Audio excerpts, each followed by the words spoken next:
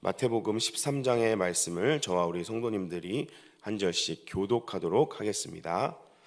오늘 우리에게 주시는 하나님의 말씀입니다.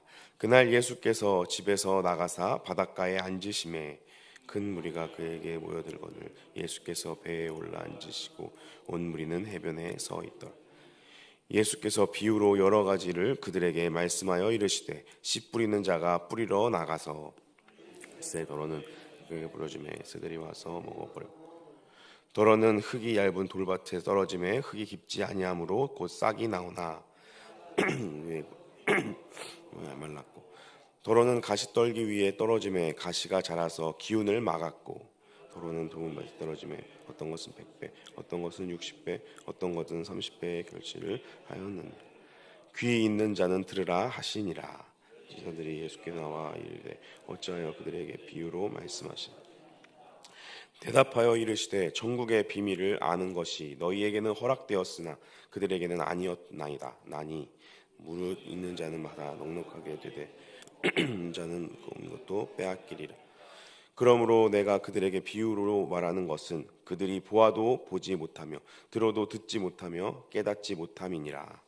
이사야의 예언이 이루어졌으니 일렀으되 너희가 듣기는 들어도 깨닫지 못할 것이요 보기는 보아도 알지 못하고, 이 백성이 마음이 완악하여져서 그 귀는 듣기에 둔하고 눈은 감았으니 이는 눈으로 보고 귀로 듣고 마음으로 깨달아 돌이켜 내게 고침을 받을까 두려워함이니라 하였느니라.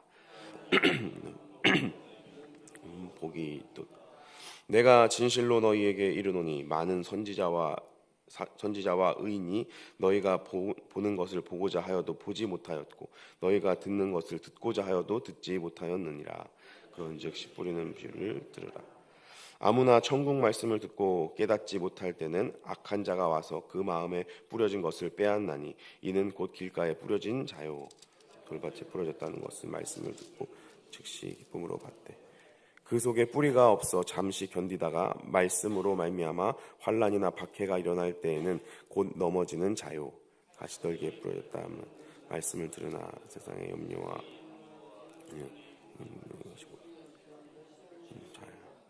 좋은 땅에 뿌려졌다는 것은 말씀을 듣고 깨닫는 자니 결실하여 어떤 것은 100배 어떤 것은 60배 어떤 것은 30배가 되었느니라 하시더라. 예수께서 그 옆에 비유로 천국은 좋은 씨를 제 밭에 뿌린 사람 같다. 사람들이 잘 때 그 원수가 와서 곡식 가운데 가라지를 덧뿌리고 갔더니 싹이 나는 것이 할 때에도 보이거든. 집 주인의 종들이 와서 말하되 주여 밭에 좋은 씨를 뿌리지 아니하였나이까. 그런데 가라지가 어디서 생겼나이까. 주인이 이르되 원수가 이렇게 하였구나. 종들이 말하되 그러므로 위해서 뽑기를 원하나이까. 주인이 이르되 가만두라. 가라지를 뽑다가 곡식까지 뽑을까 염려하노라. 둘 다 추수 때까지 함께 자라게 두라. 추수 때에 내가 추수꾼들에게 말하기를 가라지는 먼저 거두어 불사르고 단을 묶어 곡식을 모아 내 곡간에 넣으라 하시. 또 비유를 들어 이르시되 천국은 마치 사람이 자기 밭에 갖다 심은 겨자씨 하나 같으니 이 모든 씨보다 작음으로 그런 후에 불보다 커서 나무가 되매 공중의 새들이 와서 그 강을 깃드니라. 또 비유로 말씀하시되 천국은 마치 여자가 가루 서말 속에 갖다 넣어 전부 부풀게 한 누룩과 같으니라. 예수께서 이어고 말씀하시 비유가 아니면 아무것도 말씀하지 아니하리라. 이는 선지자를 통하여 말씀하신 바 내가 입을 열어 비유로 말하고 창세부터 감추인 것들을 드러내리라 함을 이루려 함이라. 예수께서 하시니 제자들이 와서 우리에게 설명해 주소서. 대답하여 이르시되 좋은 씨를 뿌리는 자는 인자요 밭은 세상이요 좋은 씨는 천국의 아들들이 가라지는 악한 자의 아들. 가라지를 뿌린 원수는 마귀요 추수 때는 세상 끝이요 추수꾼들은 천사이니 그런즉 가라지를 불사르는 것 세상의 끝도 그러 인자가 그 천사들을 보내리니 그들이 그 나라에서 모든 넘어지게 하는 것과 또 불법을 행하는 자들을 거두어내어 풀무불에 던져 넣으리니 거기서 울며 이를 갈게 되리라. 그때의 의인들은 자기 아버지의 나라에서 해같이 빛나리라. 귀 있는 자는 들으라. 천국은 마치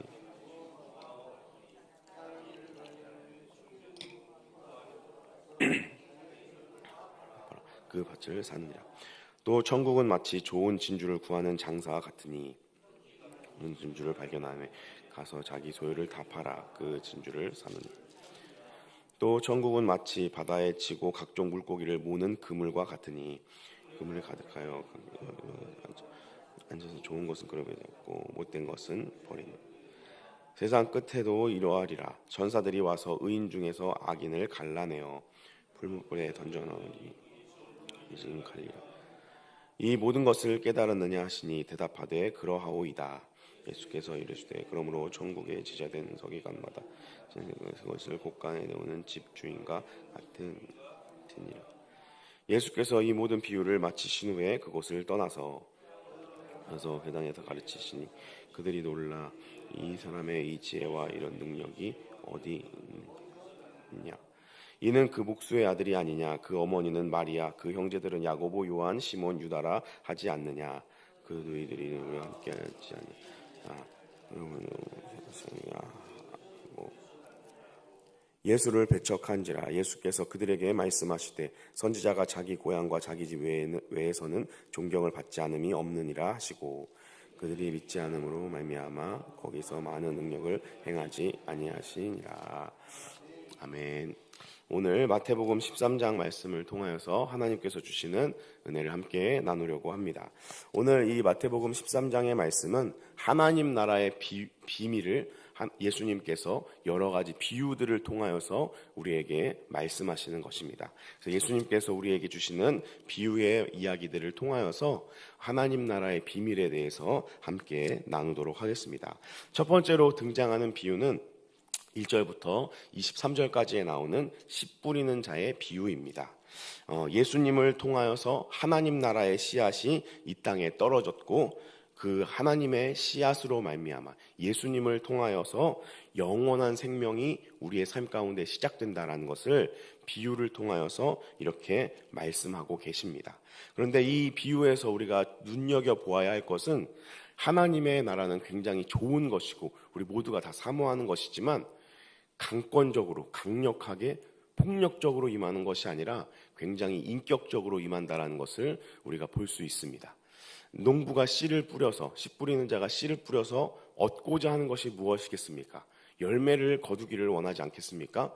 그런데 돌밭에 떨어졌다고 하여서 가시떨기에 떨어졌다고 해서 길가에 떨어졌다고 해서 내가 좋은 씨를 뿌렸으니까 너는 반드시 열매를 맺어야 해 라는 것이 아니라 좋은 땅에 뿌려졌을 때 30배, 60배, 100배의 열매를 거두게 한다라는 것을 우리는 꼭 기억해야 합니다. 하나님의 통치와 다스림은 폭력적으로 우리에게 강압적으로 임하는 것이 아니라 인격적으로 임하는 것이다. 하나님은 우리에게 이런 식으로 인격적으로 일하신다라는 것을 우리는 꼭 기억해야 합니다.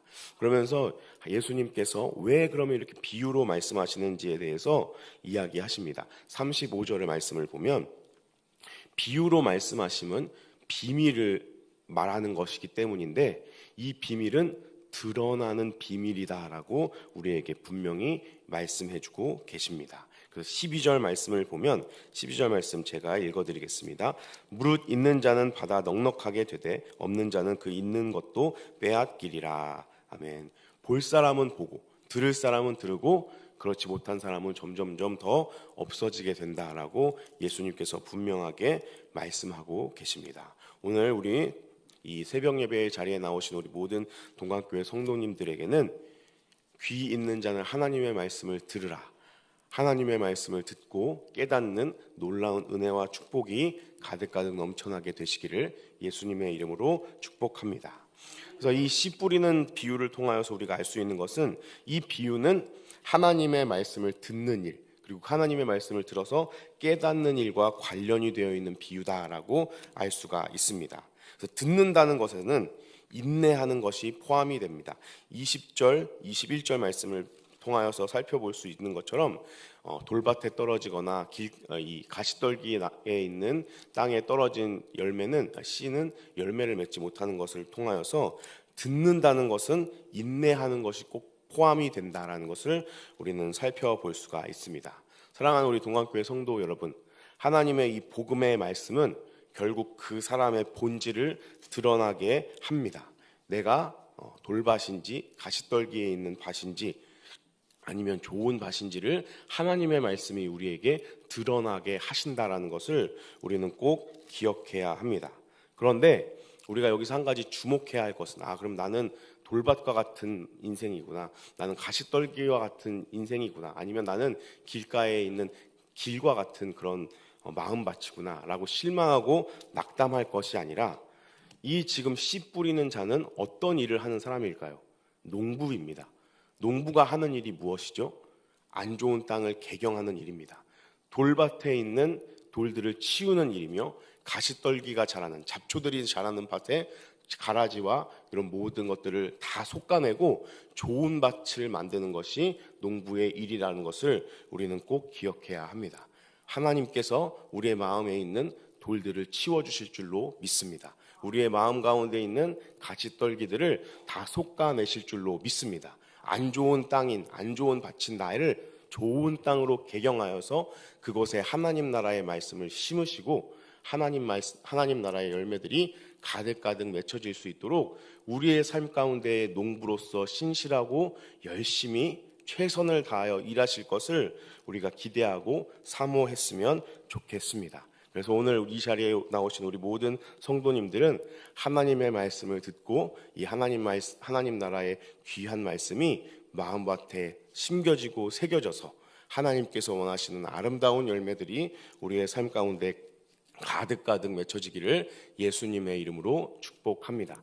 나의 상황과 환경이 어떠하든지 간에 하나님께서 그가 이루실 것을 기대하고 소망하며 나의 마음밭에 새겨진 이 하나님의 생명의 말씀을 귀히 여기고, 이 하나님의 생명의 말씀이 나의 삶 가운데 아름답게 열매 맺을 것을 기대하고 소망하며 살아가는 복된 성도님들이 되시기를 예수님의 이름으로 축복합니다.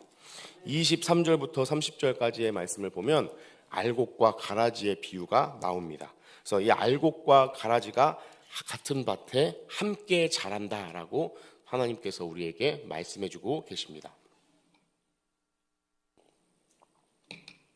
알곡과 가라지가 같이 자란다라는 것은 교회가 이 세상이 불확실성, 불확정성과 함께 견디며 그것을 살아가야 한다라는 것입니다. 교회라는 것은 하나님께서 세우신 아름답고 완전한 공동체이지만 이 땅 가운데에서 교회는 불완전함과 공존하며 살아가야 한다라는 것입니다. 그래서 이 세상을 살아가는 지혜는 그것을 아는 것입니다. 가라지가 함께 자란다라는 것을 아는 것이 세상을 살아가는 지혜입니다. 교회라고 하더라도 그 교회 안에 가라지도 함께 자란다라는 것을 우리는 꼭 기억해야 합니다. 그래서 교회에서 신앙생활 하면서 때로는 우리가 실족하는 일들을 만날 때도 있습니다. 우리가 교회에서 신앙생활 하면서 아니 교회가 무슨 이래, 교회 다니는 사람들이 왜 이래 라고 우리의 마음을 상할 때가 많이 있지만, 그럴 때에 우리는 반드시 기억해야 할 것은 우리가 이 세상을 살아가면서 교회가 불완전하다라는 것을 꼭 기억해야 합니다. 알곡과 가라지가 함께 자란다는 것을 우리는 분명히 인지하고 있어야 그것이 세상을 사는 지혜다라고 하나님께서 우리에게 말씀하여 주고 계십니다. 그러면 이 알곡과 가라지가 함께 자란다는 것을 아는 것에서 끝나는 것이 아니라 또 하나 우리가 알아야 할 것이 있는데, 마지막에 불심판이 있다라는 것을 우리는 반드시 기억해야 합니다. 그래서 하나님께서 결국에는 알곡과 가라지를 솎아내시고 마지막 불심판으로 모든 것들을 정정당당하고 명명백백하게 밝혀주실 것이다라는 것을 기대하고 사모하며 살아가는 것이 삶을 사는 지혜다라고 우리에게 말씀하고 계십니다. 우리는 이 사실을 기억하고 지혜를 가지고 끝까지 인내하고 견디며 하나님께서 이 마지막 때에 심판하실 것을 기대하며 살아가는 귀한 성도의 삶을 살아야 할 줄로 믿습니다. 교회에 다니면서 예수님을 믿는다고 하여서 우리의 모든 삶의 문제들이 기적처럼 해결되지는 않습니다. 우리의 삶의 모든 문제들이, 또 우리의 삶의 주변에 있는 사람들이 예수님을 믿는다고 해서 나를 갑자기 좋아하고 모든 것들을 다 인정해주고 내 뜻대로 따라주는 것은 아닙니다. 때로는 우리가 이 세상을 살아가면서 여전히 실족하고 넘어질 일들을 겪게 됩니다. 그러나 그 가운데서 우리가 기억해야 할 것은 최후의 심판이 있고 하나님께서 나의 이 모든 억울함들을 풀어주실 것을 기대하고 소망하며 하나님께서 우리가 교회로 모이게 하신, 우리가 알곡으로서 열심히 자라서 열매 맺는, 추수 때에 우리의 모든 것들이 열매 맺는 일에 최선을 다하여 인내하며 살아가야 할 줄로 믿습니다. 그렇게 인내하며 하나님께서 거두실 그때를 소망하는 우리 성도님들이 되시기를 예수님의 이름으로 축복합니다. 31절부터 43절까지는 겨자씨와 누룩에 대한 비유를 우리에게 알려주고 있습니다. 그래서 이 겨자씨와 누룩의 비유를 통하여서 살펴볼 수 있는 하나님 나라의 특징은 작은 씨에서 시작하여서 폭발적인 성장을 하는 성령의 아름다운 능력에 대해서 우리에게 말씀해 주고 계십니다. 그런데 우리가 이 비유에서 주목해 보아야 할 것은 이 겨자씨가 겨자나무가 되어서 새들이 깃들 만한 크고 웅장한 나무가 될 것처럼 예수님께서 말씀하시는데, 실제로 겨자나무는 그렇게 큰 나무가 아닙니다. 성경에 등장하는 아주 크고 웅장한 나무는 주로 이제 레바논 백향목처럼 그런 나무들이 더 크고 화려한 나무들입니다. 예수님께서는 지금 일부러 겨자나무를 통하여서 과장법을 쓰고 계신다는 것을 우리는 기억해야 합니다.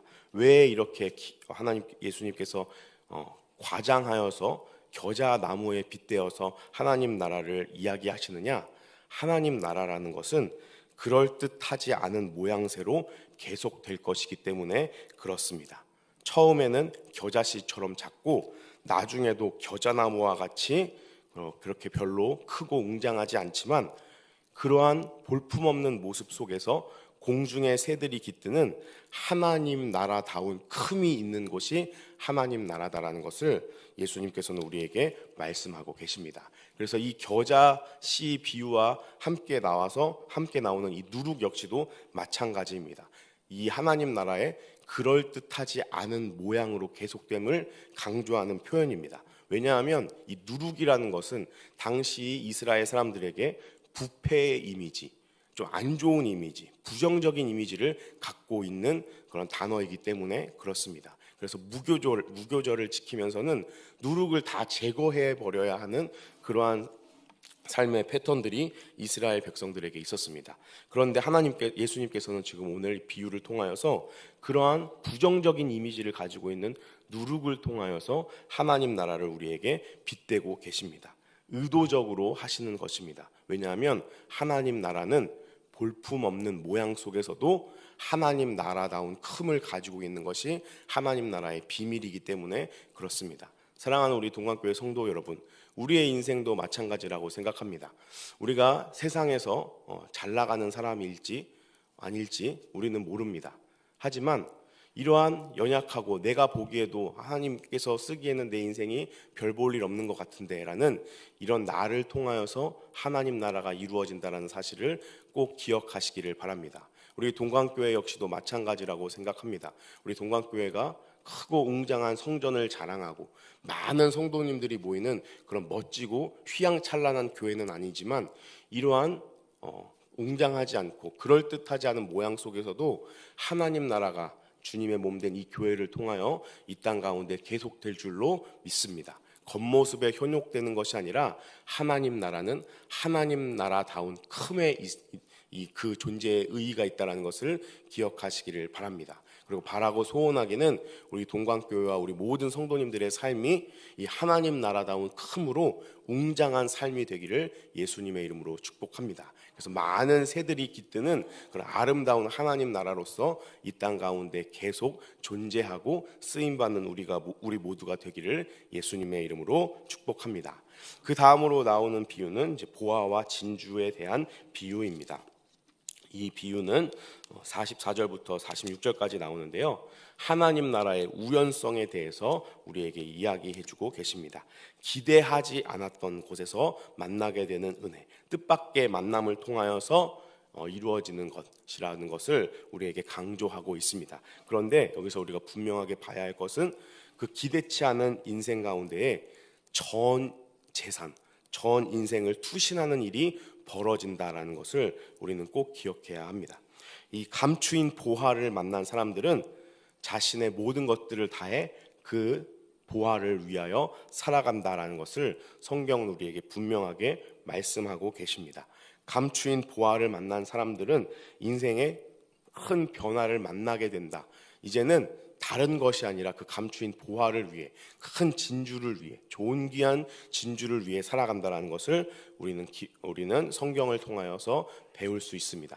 성경의 이야기는 이 감추인 보화를 만나서 인생이 변한 사람들의 관련된 이야기라고 볼 수 있습니다. 사랑하는 우리 동관교회 성도 여러분, 우리 성도님들은 이 감추인 보화를 만나셨습니까?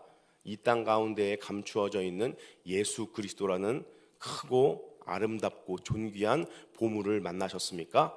그러면 우리는 이제 그 예수님을 위해 살아가야 할 줄로 믿습니다. 다른 것이 아니라, 다른 것에 가치를 두는 것이 아니라 우리가 발견한 이 보물 되신 예수님을 위하여 나의 모든 인생을 다해 살아가는 우리가 되어야 할 줄로 믿습니다. 그렇게 살아갈 때 이 비유에 나오는 이 장사꾼처럼, 이 농부처럼 우리는 이제 더 이상 세상 사람들의 눈을 위해서, 세상 사람들이 보기에 옳은 것을 하기 위해서 전전긍긍하며 살아가는 것이 아니라 내가 발견한 보물을 위하여, 더 존귀하고 값진 것을 위하여 살아가게 될 줄로 믿습니다. 그러한 인생이 될 때에 하나님께서 말씀하시는 이런 놀라운 삶의 변화가 우리의 삶 가운데에 가득가득 넘쳐나게 될 줄로 믿습니다.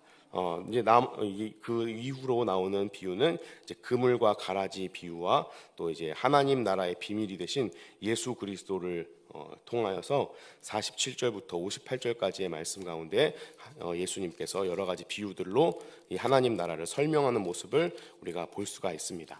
마지막으로 우리 57절 말씀 한번 같이 읽고 제 말씀을 마무리하도록 하겠습니다.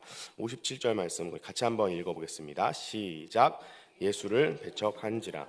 예수께서 그들에게 말씀하시되 선지자가 자기 고향과 자기 집 외에는 존경을 받지 않음이 없느니라 하시고. 아멘. 그래서 예수님께서 이 비유들을 말씀하시고 예수님이 이 요셉과 어머니 마리아와 형제 자매들이 살고 있는 자신의 고향에 가서 말씀을 전하시는데 많은 일들을, 많은 기적들을 행하지 않는 모습을 우리에게 보여주고 계십니다. 이 13장에 나오는 여러 가지 하나님 나라의 비유들을 통하여서 예수님께서는 우리에게 도전하고 권면하십니다. 보이는 것에 집착하지 말아라.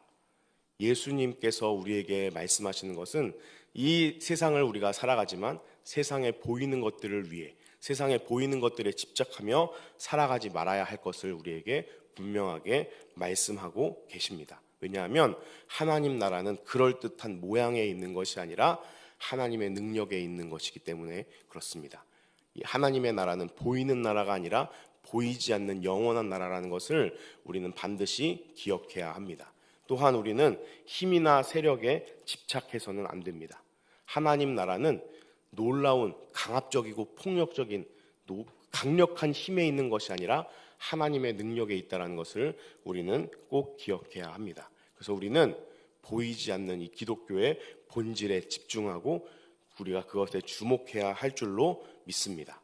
이 보이지 않지만 우리가 믿고 우리가 발견한 예수 그리스도, 세상 사람들이 인정하든 인정하지 않든 우리의 삶의 주인이 되시는, 우리의 모든 인생을 걸어도 아깝지 않은 예수 그리스도, 그분에게 하나님 나라의 큼이 있음을 우리는 반드시 기억해야 합니다. 사랑하는 우리 동관교회 성도 여러분, 우리는 어디에 집착하고 있습니까? 어디에 투자하고 우리의 열정을 쏟고 있습니까? 하나님 나라에 우리의 열정과 우리의 모든 인생이 쏟아져야 할 줄로 믿습니다. 눈에 보이는 이 세상 것을 위하여 살아가는 옛날의 모습을 버리는 우리 성도님들이 되시기를 예수님의 이름으로 축복합니다. 보이지 않지만 이 세상 무엇보다 값진 예수님을 위하여 살아가는 복된 성도님들이 되시기를 예수님의 이름으로 축복합니다. 아멘. 우리 같이 기도하도록 하겠습니다. 오늘 주신 말씀을 붙잡고 함께 기도하도록 하겠습니다.